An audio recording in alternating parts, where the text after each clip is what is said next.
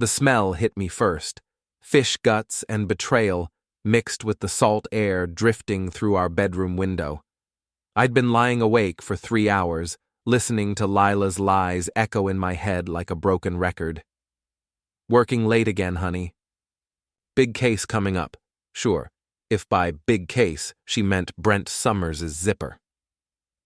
My name's Alex Dorsey, and I'm a marine engineer who just discovered his wife's been getting her cardio somewhere other than the gym. At 38, I thought I'd seen enough of life's cruel jokes, but apparently the universe wasn't done with me yet. The digital clock glowed 2:47 a.m. when I heard Lila's Honda pulling into our driveway. She'd been networking until almost 3 in the morning. In our 12-year marriage, I'd never known the legal field to require such intensive late-night collaboration. I rolled over, pretending to sleep, as the front door creaked open. Lila tiptoed through our Craftsman home like a teenager sneaking past her parents. The irony wasn't lost on me. I was married to someone who acted like a guilty child. "Alex?" she whispered, her voice carrying that fake sweetness she used when she felt cornered. I didn't respond. Through half-closed eyes, I watched her silhouette move through our bedroom. Something was different. Her usual confident stride had been replaced by nervous, jerky movements. She kept touching her left ear, the one missing an earring. The bathroom light clicked on, and I heard water running. When she emerged 10 minutes later, the smell that had been clinging to her was mostly gone, replaced by our expensive body wash. But I'd already caught it. Masculine cologne that definitely wasn't mine, mixed with something else I couldn't identify. Lila slipped into bed, careful not to touch me. Her breathing was too controlled, too deliberate. She was awake, probably staring at the ceiling, crafting tomorrow's lies. "How was work?" I asked quietly. Before we dive deeper into this story, I have one small request. Please subscribe, drop a like, and tell me in the comments what city you're watching from. She jumped. "I thought you were asleep." Hard to sleep when your wife comes home smelling like another man. The silence stretched between us like a taut wire. Finally, she laughed, a sound devoid of any real humor. "Don't be ridiculous, Alex." I was at the office with the team. We ordered Chinese food and Kevin wore way too much cologne. You know how he is. Kevin was gay and wore exclusively organic, unscented products. I'd met him at 3 office parties, but I didn't call her out. Not yet. "Must have been some important case to keep you there until 3 a.m. "The Morrison acquisition. I told you about it last week." Her voice carried that edge it got when she was irritated at being questioned. Some of us have careers that require actual dedication. There it was, the dig at my job. According to Lila, designing marine propulsion systems for fishing vessels wasn't ambitious enough. Not like working as a paralegal for Summers, Whitman, and Associates, where she got to rub shoulders with the town's elite. I turned away from her. "Good night, Lila." "Good night." But neither of us slept. The next morning, I found her gym bag by the front door. It was new, expensive leather with brass fittings. Definitely not something she'd buy for actual workouts. I unzipped it carefully. Inside were items that told a story I didn't want to read. A lacy black bra I'd never seen, a bottle of expensive perfume, breath mints, and a small makeup bag. At the bottom, folded neatly, was a receipt from Romano's, the most expensive restaurant in town. Dinner for 2, yesterday evening, 8:30 p.m. The same time she'd texted me about grabbing a quick bite at the office. My hands were shaking as I photographed the receipt with my phone. 12 years of marriage, and she couldn't even be bothered to hide her tracks properly. The disrespect hurt almost as much as the betrayal. I heard her footsteps on the stairs and quickly zipped the bag closed. When she appeared in the kitchen, she was dressed for work in an outfit I'd never seen. A tight-fitting dress that showed off curves she'd been hiding from me for months. "You look nice," I said, keeping my voice neutral. She smiled, and for a moment, she looked like the woman I'd married. "Thank you. I have a big presentation today." "For the Morrison case?" "Yes." She grabbed the gym bag and headed for the door. I'll be late again tonight. Don't wait up. After she left, I sat in our kitchen, staring at my coffee and processing the reality of my situation. My wife was cheating on me, probably with her boss, and she thought I was too stupid to notice. I pulled out my phone and scrolled through my contacts until I found Pete Kowalski. Pete was my closest friend at work, an ex-army mechanic who'd seen enough of the world to understand when situations required unconventional solutions. Pete, it's Alex. Can you meet me for lunch today? I need to talk. Sure, buddy. Everything okay? Not really. I'll explain when I see you. I spent the rest of the morning at work, distracted and angry, designing propeller modifications while my mind churned through possibilities. By lunch, I'd made a decision that would change everything. Pete and I met at Murphy's Diner, a greasy spoon near the marina where we could talk without being overheard by anyone who mattered. Pete took one look at my face and ordered us both double whiskeys. Lila's cheating on me, I said without preamble. Pete nodded slowly. You sure? I showed him the receipt and described the morning's discoveries. Pete listened without interruption, occasionally grunting or shaking his head. What do you want to do about it? He asked when I finished. I want to destroy them both. Pete smiled, not a pleasant expression. Now you're talking my language. Pete's plan was elegantly simple. Gather evidence, document everything, and then systematically dismantle their lives piece by piece. The key, he explained over our third whiskey, is patience. Rush this, and they'll see you coming. Take your time, and you can destroy them so completely they'll never recover. I liked the sound of that. The first step was surveillance. Pete knew a guy who knew a guy. Military connections came in handy. And by the end of the week, I had a GPS tracker smaller than a quarter and a dashboard camera that could record in complete darkness. Installing the tracker on Lila's Honda took 30 seconds in our garage. The dash cam went into my truck, positioned to capture anyone coming or going from our driveway. I also set up a small recording device in our kitchen, hidden inside the coffee maker. If Lila was going to lie to my face, I wanted it documented. The waiting was the hardest part. For 3 days, I went through the motions of normal married life while secretly monitoring my wife's movements. The GPS showed her usual pattern: home to office, office to gym, gym to home. Nothing suspicious. Then, on Thursday evening, everything changed. According to the tracker, Lila had left the office at 6:15 p.m. and driven directly to 447 Harborview Drive, an upscale condo complex on the waterfront. She'd stayed there for 3 hours before coming home with another story about working late. I knew that address. Brent Summers lived there. Brent was everything I wasn't: tall, polished, wealthy, and completely lacking in anything resembling a conscience. He'd made partner at his law firm by stepping on anyone who got in his way, and apparently, that now included stepping on me. Friday morning, I called in sick to work and drove to Harborview Drive. Brent's building was one of those modern glass towers that screamed, "Look how successful I am," to anyone within a 5-mile radius. I parked across the street and waited. At 11:30 a.m., Lila's Honda pulled into the visitor parking area. She got out wearing workout clothes and carrying that expensive gym bag. She looked around nervously before walking toward the building's entrance. My phone buzzed with a text message. At the gym. Spin class runs long today. Home by 2 inches. I photographed the text, then took pictures of her car in Brent's parking lot. The lies were adding up, and soon I'd have enough evidence to bury them both. But evidence wasn't enough. I wanted them to suffer. That's when I remembered Old Man Wallace. Wallace had been the marina's caretaker for 30 years, and in that time, he'd accumulated more dirt on the town's residents than the FBI. He also had access to things that could make someone's life very unpleasant, like the fish processing waste from the commercial boats.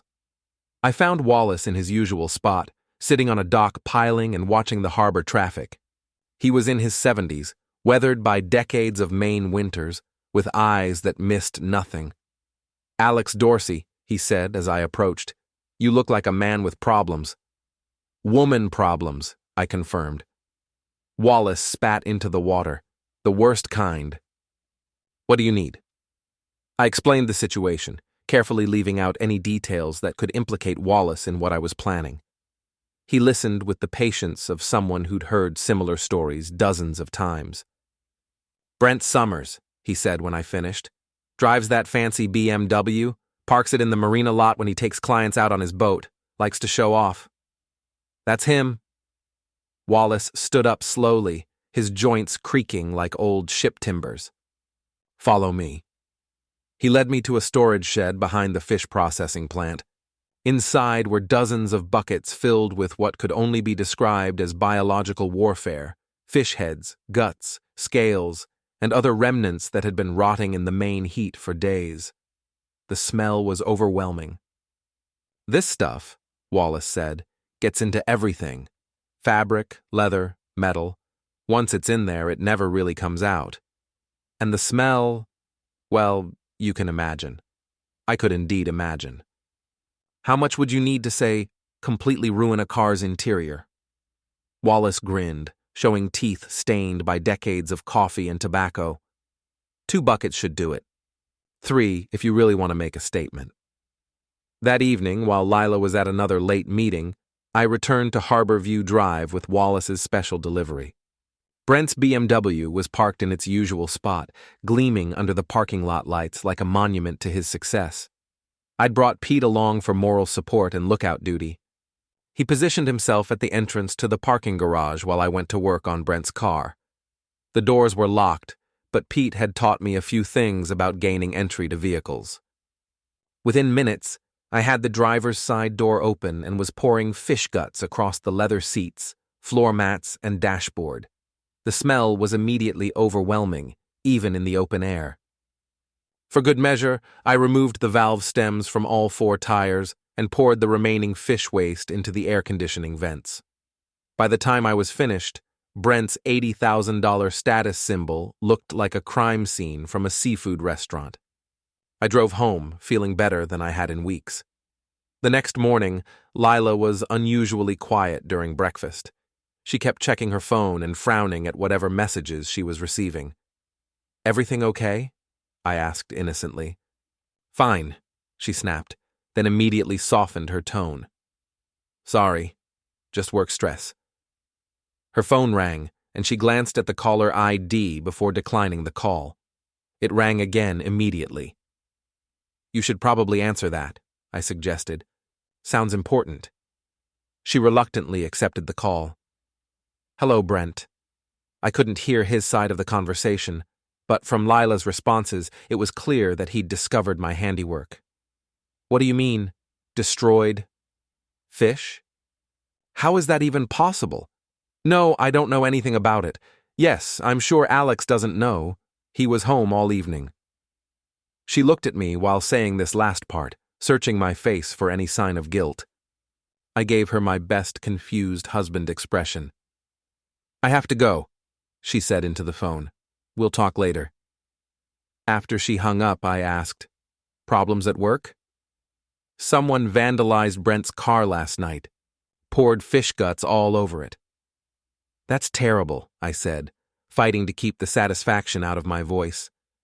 "Who would do something like that?" "Probably some kids." "You know how they get." "Yeah, kids these days have no respect." I paused, then added, "I hope he has good insurance." Lila stared at me for a long moment, and I could see the wheels turning in her head. She was starting to suspect, but she couldn't prove anything. That was exactly where I wanted her. The fish gut incident had rattled them, but it was only the opening move. Over the next week, I watched Lila become increasingly paranoid and jumpy. She'd changed her phone password and started taking calls in private, but she couldn't hide the stress that was eating away at her. Brent, meanwhile, was dealing with the aftermath of his ruined BMW. According to the gossip network that Pete had tapped into, the smell had been so bad that the car was declared a total loss. The insurance company was investigating it as vandalism, but without witnesses or evidence, there wasn't much they could do. I decided it was time to escalate. The beauty of living in a small coastal town is that everyone knows everyone else's business. Secrets don't stay secret for long, especially when you know how to plant them in the right ears. My first target was Cassie Morrison, Lila's best friend and the town's most efficient gossip distributor. Cassie worked at the bank and had lunch at Murphy's Diner every Tuesday with 3 other women who collectively knew every scandal within a 50-mile radius. I arranged to be at Murphy's during their usual lunch meeting, sitting close enough to overhear their conversation while pretending to read the newspaper. It didn't take long for the topic to turn to Brent's car. "I heard it was completely destroyed," said Janet from the post office. "Thousands of dollars in damage." "Who would do such a thing?" asked Mary from the library. This was my opening. I folded my newspaper and turned toward their table. "Excuse me, ladies?" I couldn't help overhearing. "You're talking about Brent Summers' car?" Cassie looked surprised to see me. "Oh, hi, Alex. Yes, someone vandalized it with fish guts. Can you imagine?" I shook my head sympathetically. "That's awful. Though I have to say, I'm not entirely surprised." The 4 women leaned forward like vultures sensing carrion. "What do you mean?" Cassie asked. "Well, I probably shouldn't say anything." I paused, letting the tension build. "But I've heard rumors about Brent and some of his extracurricular activities. Maybe someone got tired of his behavior." "What kind of activities?" This from Mary, whose eyes were practically glowing with anticipation. "The kind that involve married women," I said quietly, then stood up. "But like I said, just rumors. I'm sure there's nothing to it." I left them there, practically vibrating with excitement over this new piece of gossip. By evening, half the town would know that Brent Summers was suspected of having an affair with a married woman. By tomorrow, they'd be speculating about who it might be. The next phase of my plan required more direct action. I'd been monitoring Lila's movements through the GPS tracker, and I'd noticed a pattern. Every Tuesday and Thursday, she went to Brent's condo for exactly 2 hours, then stopped at the gym for 30 minutes before coming home. She was using the gym as her alibi, but she wasn't actually working out there. Thursday evening, I decided to confront this lie head-on. I arrived at the Harbor Fitness Center 20 minutes before Lila's usual appearance time and positioned myself at the front desk, chatting with Rebecca, the manager. Rebecca and I had gone to high school together, and she was happy to catch up on old times. "How's Lila's training going?" I asked casually. "She's been putting in so many hours here lately." Rebecca looked confused. "Lila? I haven't seen her in weeks. Didn't she cancel her membership?" "Really? She told me she was coming here every Tuesday and Thursday for spin classes." "We don't even have spin classes on Tuesdays," Rebecca said, "and I would definitely remember seeing her."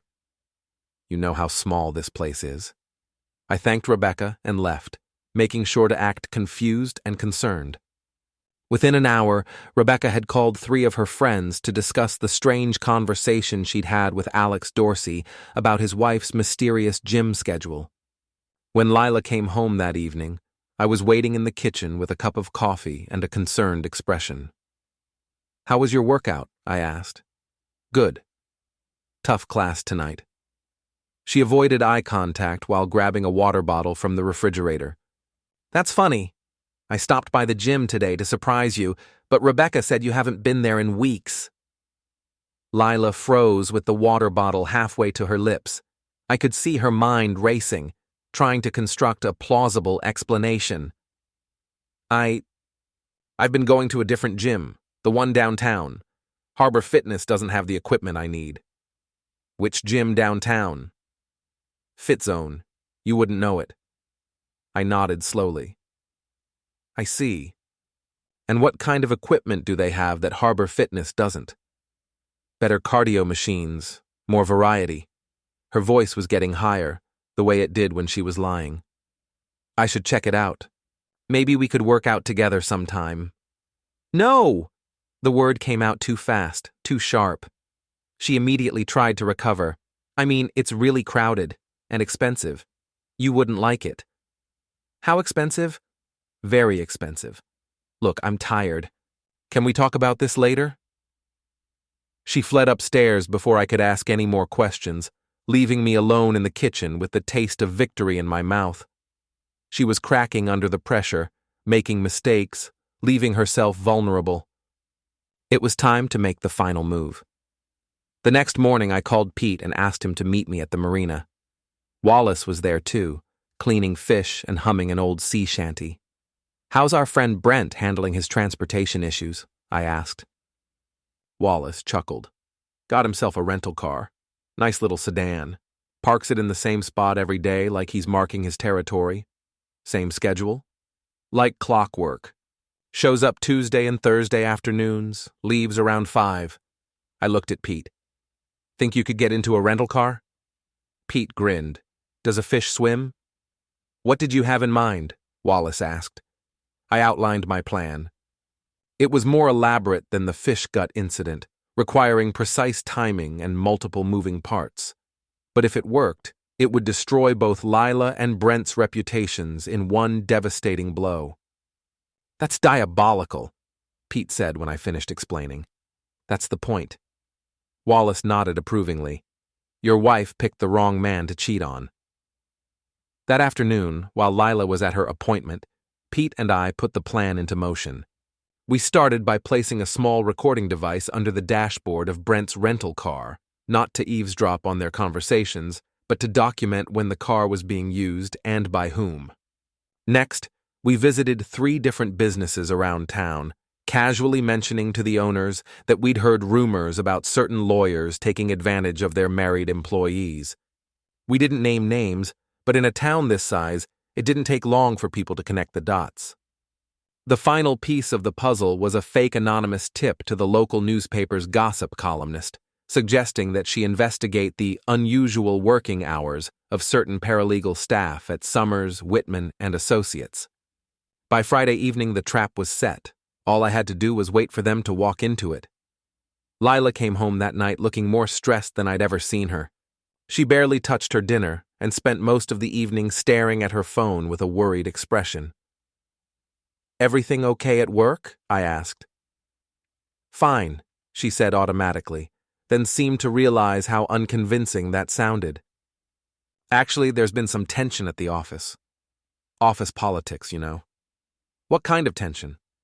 "Just rumors. People talking about things they don't understand."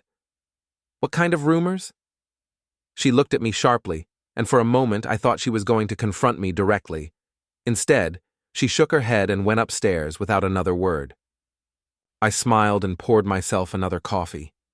The rumors were just the beginning. Soon, everyone in town would know exactly what Lila and Brent had been doing during those late meetings, and then the real fun would begin. Monday morning brought the first real crack in their facade. I was having breakfast when Lila's phone started buzzing with calls and text messages. She ignored the first few, but when it became clear they weren't going to stop, she finally answered. "Hello, Cassie." "What? No, that's ridiculous. Who told you that? I don't care what people are saying." She hung up and immediately called someone else. "Brent, we have a problem." "Yes, I know. Everyone's talking. We need to meet." After she left for work, looking like she was heading to her own execution, I drove to the marina to check in with Wallace. The old man was sitting in his usual spot, but instead of watching the boats, he was reading the local newspaper with obvious amusement. "Morning, Alex. You see today's paper?"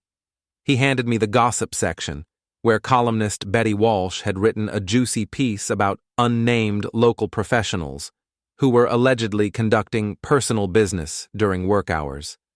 She hadn't mentioned Lila or Brent by name, but the hints were obvious enough that anyone who knew them would understand exactly who she was talking about. "Betty's got a real talent for stirring the pot," Wallace observed. "Course, she's got to have good sources to write something like this." "Amazing how information gets around," I agreed, "especially when that information happens to be true." I spent the day at work, but my mind was on the endgame. Everything was falling into place exactly as I'd planned. The gossip was spreading, Their reputations were crumbling, and soon they'd be forced to make a choice: come clean and face the consequences, or double down on the lies and make things even worse for themselves. I was betting they'd choose the lies. That evening, Lila came home looking like she'd been through a war. Her makeup was smudged, her hair was disheveled, and her hands were shaking as she poured herself a large glass of wine. "Rough day?" I asked. "The worst." She took a long drink, then looked at me with something that might have been desperation. "Alex, if people started spreading rumors about me, about us, you'd defend me, right?" "What kind of rumors?" "Crazy ones. About me and other people. You know how small towns are. People love to gossip." I pretended to consider this. "Well, if they were just rumors, of course I'd defend you. But if there was any truth to them—" "There isn't," she said quickly. "It's all lies. Jealous people trying to cause problems. Then you have nothing to worry about." She stared at me for a long moment, and I could see her trying to read my expression. She was starting to suspect that I knew more than I was letting on, but she couldn't be sure. "I might need to work late again tomorrow," she said finally. "Of course you will." The next evening, I put the final phase of my plan into motion. I'd discovered that Brent and Lila had arranged to meet at Romano's restaurant, the same place where they'd had their first documented date. They were probably planning to discuss damage control, maybe even deciding whether to run away together. I had other plans. I arrived at Romano's 30 minutes before their reservation and requested a table with a clear view of the entrance. When they walked in together, looking nervous and constantly checking over their shoulders, I was ready. I waited until they were seated and had ordered drinks before making my move. I walked over to their table with a big smile and spoke loudly enough for nearby diners to hear. "Lila! Brent! What a surprise seeing you two here together." They both looked up in shock. Lila went pale, while Brent tried to maintain his composure. "Alex," Brent said smoothly, "we were just discussing some work matters over dinner." "Work matters," I repeated, nodding slowly. "At the most romantic restaurant in town. How professional." Several other diners were now openly staring at our table. I could see Lila sinking lower in her chair, wishing she could disappear. "Alex, please," she whispered. "You're making a scene." "Am I? I thought I was just saying hello to my wife and her boss. Though I have to say, you two have been spending an awful lot of time together lately. All those late meetings, weekend conferences, business dinners." Brent started to stand up. "I think you should leave. Actually, I think you should leave. Both of you. Together. Since you seem to enjoy each other's company so much." The restaurant had gone completely quiet. Everyone was watching our little drama unfold, and I could see several people taking pictures with their phones. By tomorrow, the images would be all over social media. "You're drunk," Lila hissed. "I'm sober as a judge." Unlike some people, I don't need alcohol to make bad decisions. I turned to address the other diners. "Ladies and gentlemen, I'd like you to meet my wife Lila and her boss, Brent. They've been working very closely together lately. Very intimately." That was the breaking point. Lila jumped up from the table and ran toward the exit, with Brent following close behind. I watched them go, then turned back to the stunned restaurant patrons. "The fish special is excellent tonight," I announced, then walked out. I drove home slowly, savoring the moment. The public confrontation had been risky, but it had accomplished exactly what I'd hoped. It had forced them into the open and made their affair a matter of public record. Now came the final act. I didn't have to wait long for the consequences of the restaurant scene to unfold. By Wednesday morning, everyone in town was talking about the confrontation at Romano's. The story had grown with each telling, until it sounded like I'd challenged Brent to a duel in the middle of the dining room. Lila hadn't come home Tuesday night, and she wasn't answering her phone. I assumed she was staying at Brent's condo, probably planning their next move. They had 3 options: deny everything and try to ride out the scandal, leave town together, or come crawling back separately and beg for forgiveness. I was prepared for any of those scenarios. Wednesday afternoon, I got a call from Pete. "You need to get down to the marina right now," he said. "Wallace has something you need to see." I found them both at the end of the main pier, looking out at the harbor with grim expressions. Wallace handed me a pair of binoculars and pointed toward the yacht club. "Take a look at slip number 12. I focused the binoculars and saw Brent's boat, a sleek 40-foot cabin cruiser that he used to impress clients and seduce married women. But something was wrong with it. The boat was listing heavily to one side, and there was water visible in the cockpit. "Someone put a hole in her hull," Wallace explained, "right at the waterline. She'll be completely underwater by high tide." "Who would do that?" I asked, though I was pretty sure I knew the answer. "Could be anyone," Wallace said with a straight face. "Lot of people in this town don't like Brent Summers. Could be a jealous husband, could be a business rival, could be someone who just doesn't like the way he parks his car." Pete was grinning. "Funny thing is, his insurance probably won't cover it. Vandalism on the water is tricky to prove, and without witnesses." I handed the binoculars back to Wallace. "That's a shame. It was a nice boat." "Was," Wallace agreed. "Now it's just an expensive artificial reef." That evening, Lila finally came home. She looked like she hadn't slept in days, and her clothes were wrinkled and stained. She found me in the kitchen, reading the newspaper and drinking coffee. "We need to talk," she said. "Do we?" "Alex, I know you're angry.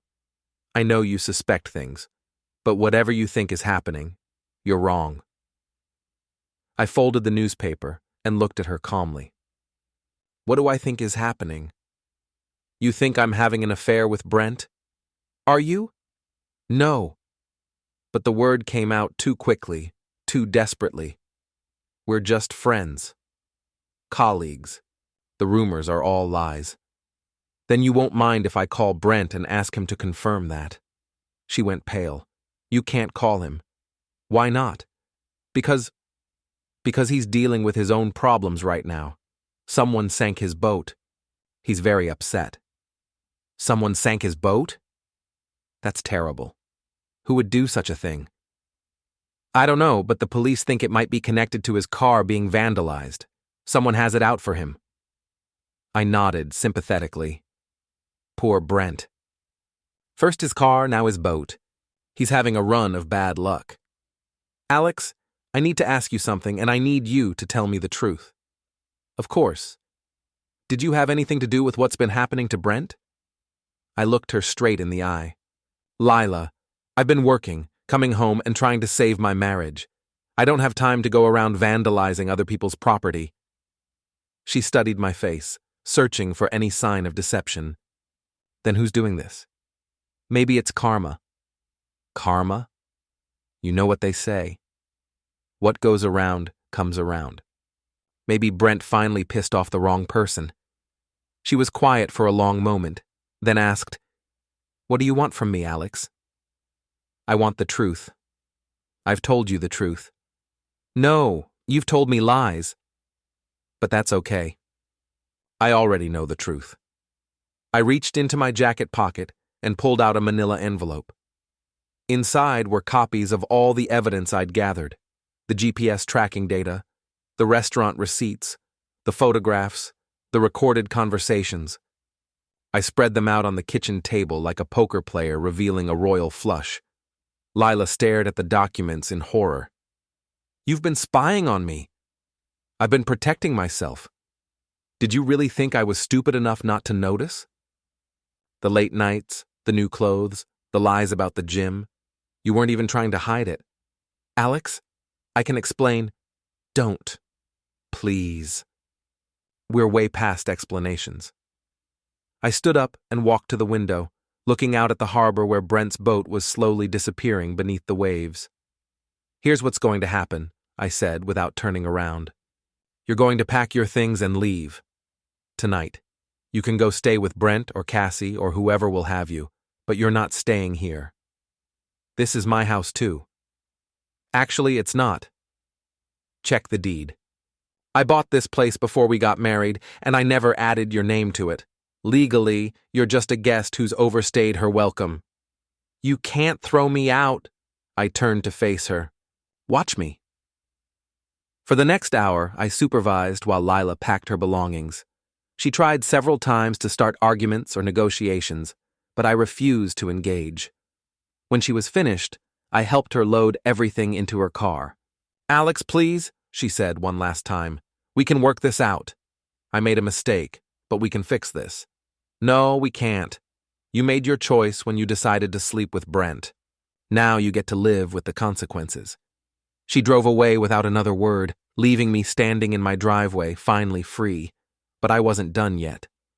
The next morning, I woke up in my own house, in my own bed, for the first time in months, without the weight of lies and betrayal pressing down on my chest. Lila was gone, but Brent was still out there, probably thinking he'd gotten away with destroying my marriage. He was wrong. I drove to the marina early, before the morning fishing boats headed out. Wallace was already there, preparing bait and checking equipment. Morning, Alex. How'd it go with the missus? She's gone. Packed up and left last night. And Brent? Still needs to learn his lesson. Wallace nodded approvingly. What did you have in mind? I outlined my final plan. It was more elaborate than anything I'd done before, requiring coordination between multiple people and perfect timing. But if it worked, it would destroy Brent's reputation so completely that he'd never recover. That's ambitious, Wallace said when I finished explaining. But I like it. When do we start? Today. The plan required 3 phases, each building on the last. Phase 1 was already in motion. The gossip network had done its job, and everyone in town knew about the affair. Brent's professional reputation was damaged, but not destroyed. He could still recover if he played his cards right. Phase 2 involved his business relationships. Brent's law firm represented several of the town's most prominent families, including the Morrisons, who owned the largest fishing fleet on the coast. They were also deeply religious and had strong opinions about adultery and moral behavior. I paid a visit to Captain Morrison at his office near the harbor. Morrison was a man in his 60s who'd built his business through hard work and honest dealing. He had no patience for people who couldn't keep their personal lives in order. Captain Morrison, I need to talk to you about something personal. What's on your mind, Alex? I explained the situation, showing him some of the evidence I'd gathered. Morrison listened without interruption, his face growing darker with each detail. That son of a bastard, he said when I finished. And he's been representing my family's interests this whole time? I thought you should know what kind of man you're dealing with. I appreciate that, Alex. I surely do. Within hours, Morrison had called an emergency meeting with his brothers and cousins who co-owned the fishing fleet. By evening, they'd fired Summers, Whitman, and Associates and demanded the return of all their legal documents. Other clients followed suit. By the end of the week, Brent's firm had lost nearly half their business. Phase 3 was the most dangerous, but also the most satisfying. It required me to confront Brent directly, in front of witnesses, and force him to admit what he'd done. I found my opportunity at Murphy's Diner on Friday evening. Brent was there with 2 other lawyers, probably trying to salvage what was left of his professional relationships. I walked over to their table and sat down uninvited. Gentlemen, I said pleasantly, mind if I join you? The other lawyers looked uncomfortable, but Brent tried to maintain his composure. Alex, I don't think we have anything to discuss. Oh, I think we do. We have quite a lot to discuss, actually. I pulled out my phone and placed it on the table. I've been recording our conversation since I sat down. I hope nobody minds. You can't record us without permission, one of the other lawyers said. Actually, in Maine, I can. Single-party consent law. As long as one person in the conversation knows it's being recorded, it's perfectly legal. Brent was starting to look nervous. What do you want, Alex? I want you to tell your friends here about your relationship with my wife. I don't know what you're talking about. Sure you do. The late-night meetings, the romantic dinners, the afternoons at your condo. Tell them about how you've been sleeping with Lila for the past 3 months. The other lawyers were staring at Brent in shock. One of them started to get up from the table. Sit down, I said firmly. We're not finished yet. I reached into my jacket and pulled out a photograph, one of several I'd taken of Lila's car parked at Brent's building. I placed it on the table where everyone could see it. This was taken last Tuesday at 2:30 p.m. Lila told me she was at work, but her car says otherwise. Want to see more? I pulled out additional photographs, GPS tracking data, and copies of text messages. The evidence was overwhelming and undeniable. Jesus, Brent, one of the lawyers whispered. Is this true? Brent looked around the table desperately, realizing that his lies wouldn't work anymore. It's complicated. No, it's not complicated at all, I said. You seduced a married woman, destroyed her marriage, and thought you could get away with it. The only complicated part is figuring out how many laws you broke in the process. What laws? I smiled.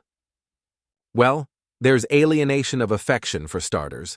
Maine still recognizes that as grounds for a civil lawsuit. Then there's the question of whether you used your position as her boss to coerce her into the relationship. That could be considered harassment, possibly even blackmail. Brent went white. You can't prove any of that. Can I? I gestured to the evidence spread across the table. I've got documentation of every meeting, every lie, every time you two were together when you should have been working. I've got witnesses who saw you together, receipts from your romantic dinners, and recordings of Lila lying to cover for you. I leaned forward, lowering my voice. I've got enough evidence to destroy you completely, Brent. Your career, your reputation, your future, all of it. The only question is whether I decide to use it. What do you want? I want you to leave town, resign from the law firm, sell your condo, and disappear. If I ever see you again, if I even hear that you're within 100 miles of here, I'll release everything I've got to the State Bar Association, the local newspapers, and anyone else who might be interested. Brent stared at me in silence for a while. Long moment, then slowly nodded. Fine. You win. I know. I gathered up my evidence and stood to leave, then paused. Oh, and Brent? About your boat and your car? That wasn't random vandalism. That was me sending you a message. Next time, maybe you'll think twice before messing with someone else's life. I walked out of the diner, leaving Brent to explain himself to his shocked colleagues. By Monday, he'd submitted his resignation. By the end of the month, he was gone. Lila tried to contact me several times over the following weeks, but I never responded. She'd made her choice, and now she had to live with it. Last I heard, she'd moved to Portland and was working as a receptionist at a small law office, making a fraction of what she'd earned before. As for me, I kept the house, kept my job, and kept my dignity. I'd learned that sometimes the best revenge isn't getting mad, it's getting even, methodically and completely. 6 months later, I was sitting on my deck, watching the sunset over the harbor, when Pete stopped by with a beer and some news. Heard from Wallace today, he said. Brent's boat finally broke free from the bottom. Washed up on Seal Island yesterday. Anything left of it?